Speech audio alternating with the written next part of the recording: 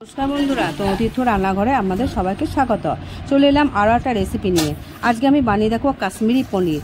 এই রেসিপিটা আমি বীরচন্দ্রপুর ইস্কনে রাধাকৃষ্ণের ভোগের প্রসাদে আমি খেয়েছিলাম, তাই সেটা আমাদের কাছে শেয়ার করছি। প্রথমে ময়দাটাকে আমি মেখে নিয়েছিলাম, একটু নুন দিয়ে আমি 1 কেজি কাছাকাছি নিয়েছিলাম। তারপর ওটাকে আমি 4-5 ঘন্টা রেস্টে রেখে দিয়েছিলাম। তারপর 4-5 ঘন্টা পরে ওটাকে আমি সাদা জল দিয়ে কচলে কচলে ধুয়ে নিয়েছিলাম, যতক্ষণ পর্যন্ত ময়দাগুলো জলটা না বেরোচ্ছে। ময়দাগুলো জলটা ফেলে দেবেন না, একটা গরুকে দিয়ে দেবেন, ওরা খাবে। তারপরে সেটাকে সাদা জলটা যখন বেরিয়ে গেল আর কোনো ময়দাগুলো জল বেরোচ্ছে না, তখন ওটাকে ভালো করে চেপে নিয়ে নিলাম। এবার কড়াইয়ে সাদা তেল গরম করতে দিন।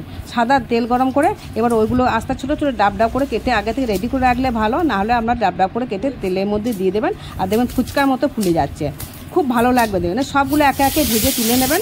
তারপরে আমি ওখান থেকে একটু তেল তুলে নিয়েছিলাম, অত তেলে রান্না করবো না। ওতে গোটা জিরে, শুকনো লঙ্কা, তেজপাতা ফোড়ন দিয়েছিলাম।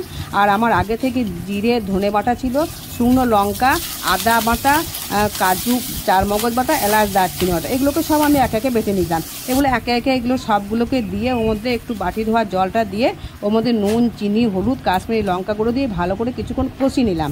যখন তেলটা ছেড়ে যাবে তখন আপনার পরিমাণ মতো জলটা দিয়ে দেবেন। এবার আপনারা গ্রেভিটা যেমন খাবেন সেরকম। এবার ফুটে যখন উঠবে তখন ওই ভাজাগুলো ওর মধ্যে দিয়ে দেবেন, দিয়ে ফোটাতে থাকবেন, কিছুক্ষণ ফোটাবেন। ফোটানোর পরে আবার নামাবার আগে এলাচ, দারচিনি বাটা দিয়ে দেবেন, একটু গাওয়া ঘি আর একটু ভাজা মশলা ছড়িয়ে দেবেন।